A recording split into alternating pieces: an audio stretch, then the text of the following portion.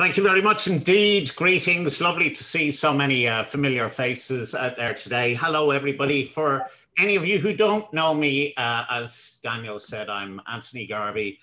I've been in Toastmasters, I think about 10 years now, which is incredible the way the time has just rocketed by.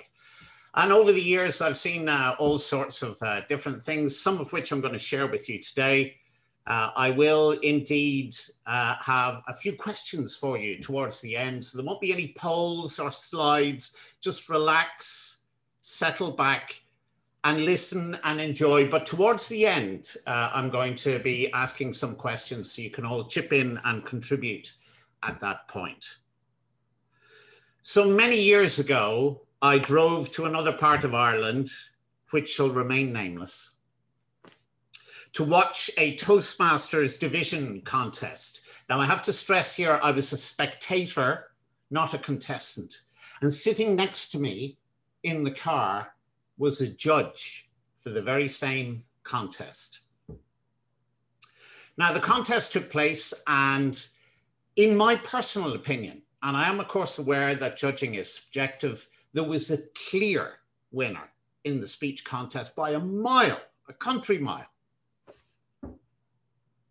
Nonetheless, when the results came through, the person who I had chosen as the winner didn't come first, didn't come second, and wasn't even placed third.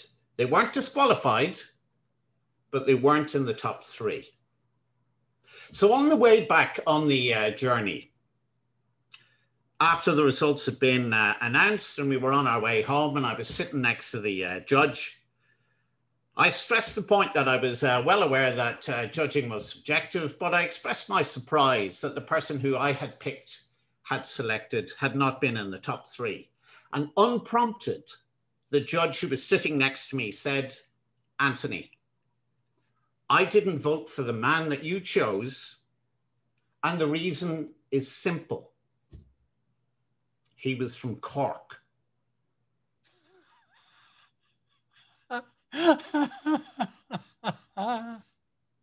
Ladies and gentlemen, we've come a long way since those dark days when your vote in Toastmasters could be determined by your county boundaries. Thank goodness for judging workshops and seminars and training sessions galore. And speaking of which, there are two coming up that I should draw your attention to. In fact, there are three that I'd like to draw your attention to. So stick these dates in your diary.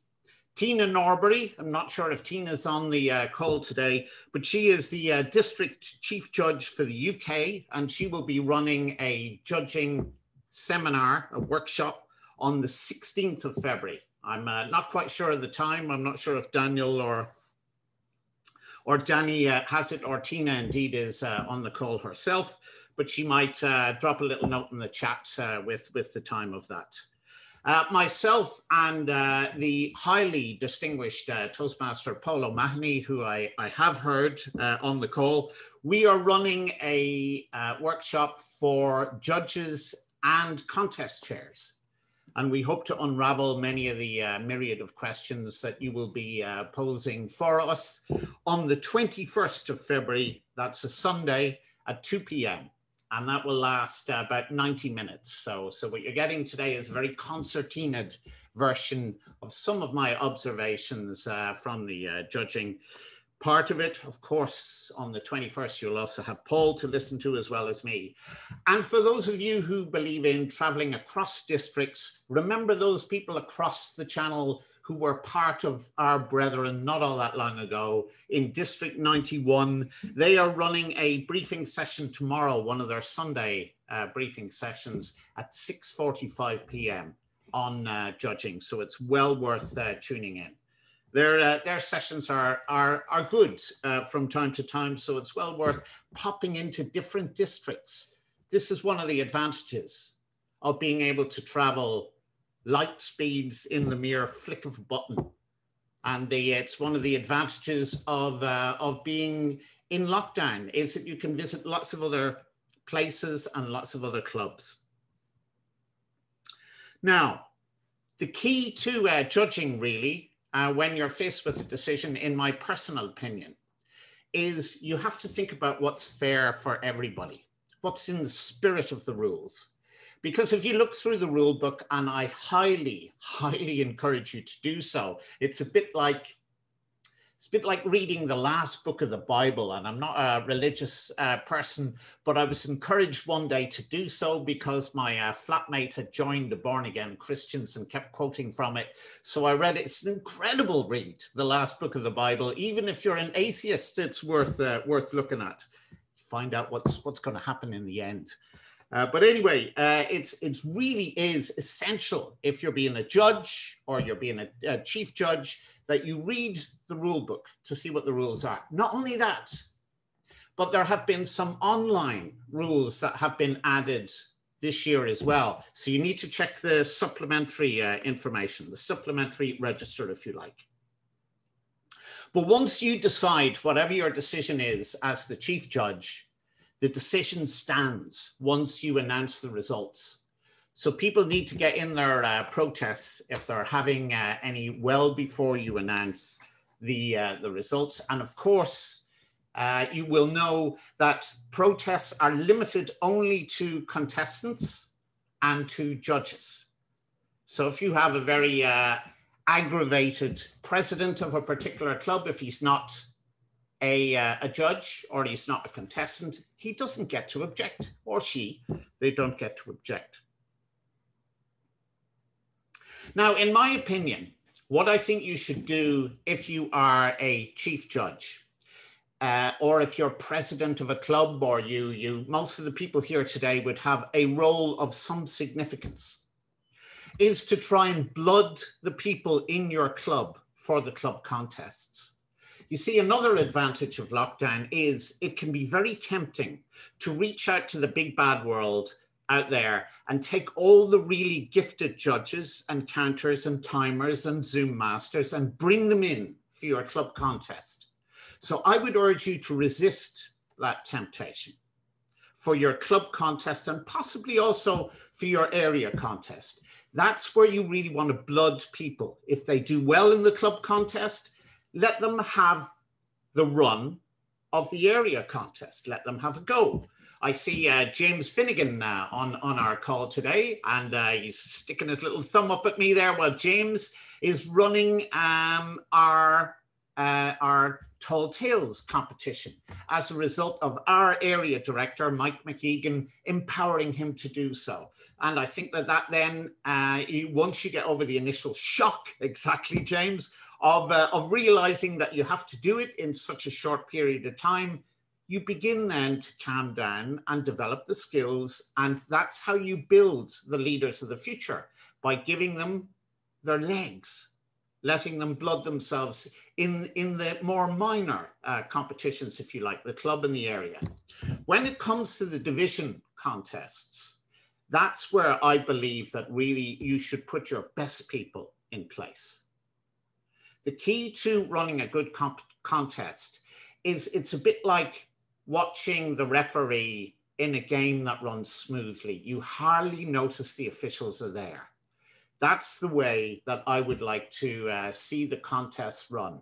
And our district director this year, Jared Mannix, anytime he ran a contest that I was a part of, if he was the contest chair, I knew it would be run efficiently and smoothly from start to finish. I didn't have to start worrying about people panicking over various things and not knowing what the rules were. He was always a man who I knew was in charge.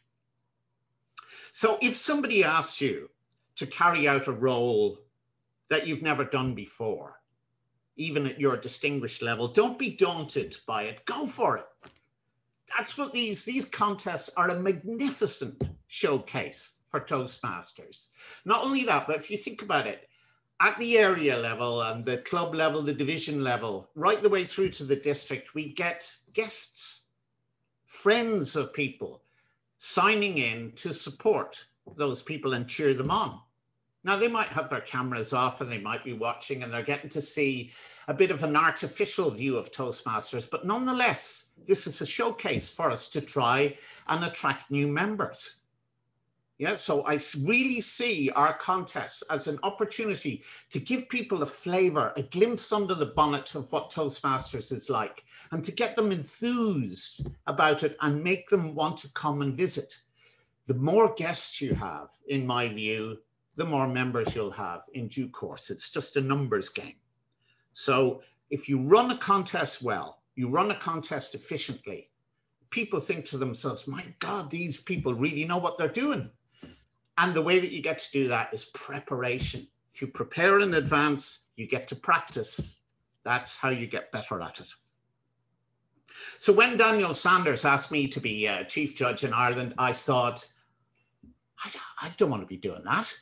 I'm a front man. I'm a contest chair, a bit like Sean Dwan. You know, I like to be out there face into the camera. I don't want to be behind the scenes looking into rule books and digging through ancient manuals, or I'd like to object to this contest for the... I don't want to be unraveling all that, but you know what? Part of my personal development was to step out of my comfort zone and say to Daniel, yeah, I'll do it. I'll give it a whirl. And I'm glad that I did. So here are 3 quick do's and don'ts for you if you are involved, particularly as a chief judge, but also as a judge in a contest over the upcoming contest series. Read the rule book and the updates to the rules, and preferably attend one of the webinars that I've suggested. There are 3. There's one tonight, one tomorrow night, and then 2 that I've mentioned later on in February. So that's one do. Definitely do that. Do go into it with a positive frame of mind. You know, there are potential members out there. You can persuade them to join if you sort it out correctly. Don't interrupt the contest. Unless you're the chief judge, that's the only person who can interrupt it. And I would encourage contest chairs to say that during their introduction. The only person who can interrupt this contest is the chief judge. Now, there is an exception to this, which is if a contestant keels over and it's obvious that they're very sick or needed to be carted off to hospital, I don't mind if the Zoom master steps forward, for example, and says, Anthony, I think we have an issue here. I think that's a prudent thing to do. But by and large, if we're breaking the rules, for example, and we're doing something naughty that we shouldn't, don't interrupt us. Let us on with it. And then there can be an objection later on at the end where we can sort all of those things out. Do hold a briefing for your judges, even if it's just a club contest. If it's just a club contest, still hold a briefing, because that's where you discover many of the potential issues that may arise during the actual contest itself. Don't go into the contest without a backup plan. So Paul O'Mahony is my chief judge, and 20 minutes to go, he rings me and he says he's got a family emergency. What do I do then? Well, 20 minutes before the contest is not a good time to be thinking about it. Fortunately, I had been in touch with Marion Brennan, and Marion Brennan is standing in as my reserve chief judge, ready to go. Excellent stuff. In she goes into the slot. So prepare in advance. You know that some people are going to have technology issues or won't be there on the day. What's your plan? A really good thing to do is to have a WhatsApp group. If you have a WhatsApp group for your judges, then you can communicate with them on that. Make sure that you have a spreadsheet with all of their numbers so that you can call them when you need to. And test the numbers. There was a rumor about someone who gave out the wrong number deliberately to someone because they didn't want to be contacted and pestered by people, and as a result, the chief judge wasn't able to contact them. So it's by having it on WhatsApp and sending a message to everyone, you're able to see whether you've got the right numbers. Certainly, when I was younger and I was looking to go out with a good-looking girl, I would frequently end up with the wrong number. So based on that, that's why I always check the numbers. and encourage the judges to use the forms that they have. Now, I was at a contest recently and a judge said to me, I never use that form. I can't be bothered. You know, what I do instead is I write down my 1, 2, 3. That's all you're interested in anyway. Well, in my personal opinion, I think that that's a real shame. And I'll tell you why. Because what I do when I'm working out, when I'm a judge for a contest, is I simply put in the scores and then I add them all up at the end. And that means that even I don't know sometimes who the winner is until I tot up the final scores. And apart from that being more exciting, it also removes any slight innate bias that I may have, especially if someone is from Cork. So now for a little bit of fun for you, I'm going to throw out a few judging scenarios. You can, if the Zoom master would turn on people's microphones. Now, don't all speak at once. I'll try and look at the screen and pick someone out, but I'm going to throw out a couple of scenarios for you that have happened at contests that I have been at.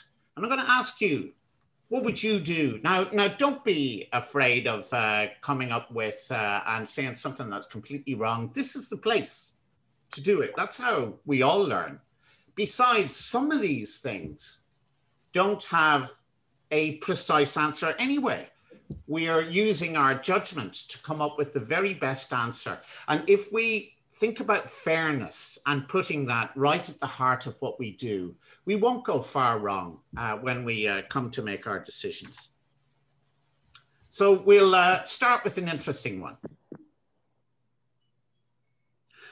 There's a place for us, somewhere a place for us, peace and quiet and open air, wait for us somewhere.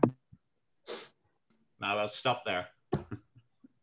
So a contestant sings the opening lines of a song, but doesn't mention the artist or the song title. Are there any consequences for not doing so in the rule book? Yes. Who said yes, and who would like to expand upon that? I think yes. Let me have a look and see. If I go gallery view, then I can see you all. So I see Michael McKeegan. Let's have a, what do you think, Michael? If the name of the artist or the song is not mentioned as let's say being the original work, let's say the original artist, the original work is not mentioned, and the contestant goes on as if, well, that was my song, then that's totally out of order. He's claiming originality where he shouldn't be claiming originality, let's say. Okay. So are you saying I didn't make up that song? Is that what you're saying to me, Mike? Far be it from me to doubt you. And I see Maria Orlovich. Yeah, sorry. What do you think, Maria? Well, I originally said yes as well, but actually they don't have to reference it like you would if you did a thesis and you had to put all your references in the back. What's important is to say it's not their own work. Okay.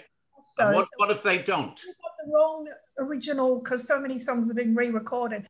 So if you don't have the original writer to the actual song, etc., but you could say, as per the song recorded in 19 whatever, even that would be enough to say it's not my own work, because you have to reference anything that's not your own work, and ideally correctly, but I don't think you'd be.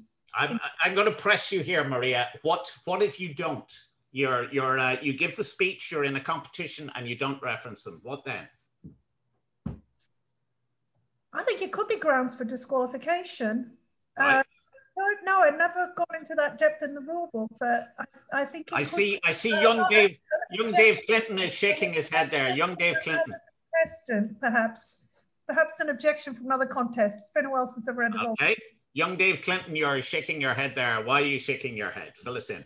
Well, I suppose the rule books leave sufficient latitude in that there are certain particular protests you can raise And I suppose if we're to reference the fact that no more than 25% of your speech should exceed, you know, this originality clause, you know, I think it's not a disqualification one. However, a judge might deem it necessary to mark down someone in some fashion if they were left a decision between that contestant and another of equivalent performance. You might choose then to mark down the person who had sung the song without referencing that. Okay, David, I'm going to interrupt you there just because of time, and I'll go over to Ian. Ian, I saw your hand up, so final one on this question. Ian? It is a disqualification if you don't reference who the song was by. You think so? Yeah. All right. Well, Chief Judge for Ireland is about to issue his decree. So my decree is that, and remember, these you can scour through the rule book and try and find out the answers to these things, and often you have to use your own judgment for them. So I'm going to lean towards young Dave Clinton. 25% or less of the speech is it to be devoted to quoting, paraphrasing, or referencing another person's content. Now, any quoted, paraphrased, or referenced content must be so identified during the speech presentations. However, it is not a disqualification if you don't. Not only that, but here is the proof. In 2018, Ramona J. Smith, who is the world champion, said, "I'm still standing" during her song, and that was the world championship winner, and she wasn't disqualified, nor was Sherry Sue, who sang "You're my sunshine, my only." So you can be sure if they're at the world championship of public speaking and they weren't disqualified, that you are allowed. But it is running a risk, as Dave Clinton said, of being marked down, so not advisable. Anyway, we'll move on to a second question for you here. And the question, this is a tricky one, right? In the evaluation contest, after the target speech is given and the 5 minutes is up for writing your notes, one of the contestants continues to write notes despite warnings from the Sergeant at Arms, and then turns his camera off for 2 minutes in a clear breach of what is said in the contest rule book. Is there a penalty for this?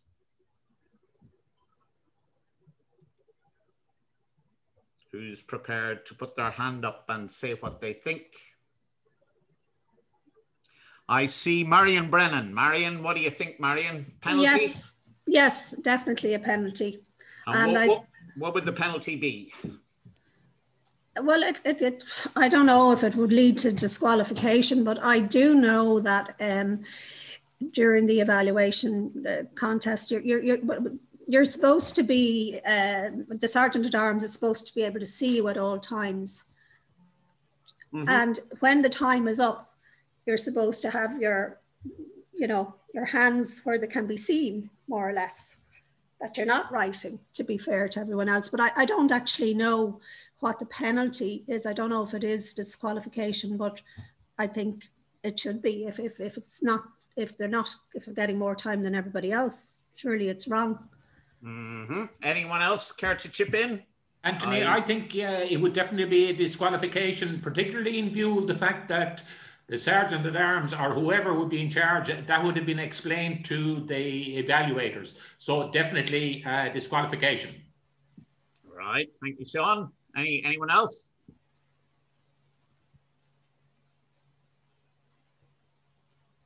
What about, I'm going to pick someone here. Paul O'Mahony, what do you think? Would you disqualify them? Yes. On what grounds, Paul?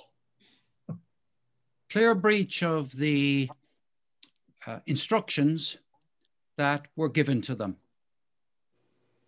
Right, well, this is the perfect... It suggests, well, it suggests to me, which I, of course, wouldn't use the word in public, that the person is cheating. Yeah. Yeah. What about you, Martin? Martin, you look like you were about to come in there. Definitely, I would disqualify. I would disqualify on the grounds the rules are the rules, and you have to be fair to all the other contestants. Okay, well, this is a really, really difficult one, because if you follow what Martin said, the letter of what Martin said, if the rules are the rules, then the rules allow you to disqualify someone on eligibility, on originality, on whether they have exceeded their timing, or whether they have copied something from someone else who was in the contest earlier. Nowhere in the rules does it say that you can disqualify someone because they are not listening to the Sergeant at Arms. Plus, you didn't ask a key question, which was, did anyone make an objection? Right, so the Sergeant at Arms is sitting there, he can't make an objection. Only the contestants can object and the judges can object, right? So you're assuming that an objection was made. I didn't say one was made. So it is not as easy as you might think when you're coming to these. The likelihood is that a contestant may make a protest, but if the Sergeant at Arms merely reports it to the Chief Judge, then you do not have a protest for which to adjudicate. So it's a tricky one. It's a tricky one. I hope none of us face it. Yes, Paul O'Mahony. Just a small point. It's a very interesting twist that the Chief Judge is not himself or herself permitted to lodge an objection. Yes, exactly, which even makes it even trickier. So if the Sergeant at Arms reports it to the Chief Judge, he can't make an objection either. Right, so there's, I'm going to ask you one final one. We have time for one last one, and I hope you don't face that one. But if you do, what you do is you deal with the protest if it comes to you as Chief Judge. If it doesn't come, then clearly you can't deal with it. So if there is a protest, and I have been a Chief Judge when there was a protest, my question for you is, does the tie-break judge get to attend and make their views known and cast their vote, or do they not? So I see Marion with her hand up. Well, to my own detriment, I found out that the tie-breaking judge doesn't have the chance to give their opinion at all. Yes, well, without going to the rest of you, that's absolutely true. The tie-break judge is known only to the Chief Judge and not to anyone else, so they do not get to participate. All right, then, one absolute final one, since I see we have 30 seconds. I'm Chief Judge in District 71. Am I allowed to enter the international speech contest in District 91, where I'm a member of the club? And indeed, am I allowed to enter the speech contest in my own district, in District 71 this year? Yes or no? Saqib? I would say no. Chief Judges at area and above are not allowed to participate. Saqib, how dare you, sir? Well, this was my year. I had it in the bag. I've the perfect speech, and you're denying me the opportunity. Anyone else care to offer an opinion? I'd say no as well, Anthony. Thank you very much, Sean. You're just not good enough, so forget about it. Move on. And I saw finally Joe Fagan with her hand in the air. What do you think, Joe? I'd say no too. I'd say no too. So it's 3 against. 3 against. Well, you'd be delighted to hear all 3 of you are wrong. Oh dear. And Toastmasters International has approved me to run, so I look forward to winning it, and then coming to see all 3 of you and buying you a cup of tea afterwards. So listen, I hope you enjoyed our 30 minutes together. What I would say to you, if you're involved in a contest, just go for it. blood some of the younger people in your organization for the club and area contests, read the rule book, try and interpret those situations where it's not covered by the rules, by your common judgment. If you have to face a protest, I would call an end to the contest and reconvene after an hour, where you have the time at the end then to sit down and give it the weight that it needs. And then hopefully it'll all go smoothly. Preparation, practice, have fun with it, enjoy it. Very much, Anthony. Big hand for that. It's quite tricky being a chief judge out there when there's so many judgment calls you've got to make. It's well worth having chief judges appointed early enough to get the prep in so they're on their front feet on the day, not the back ones.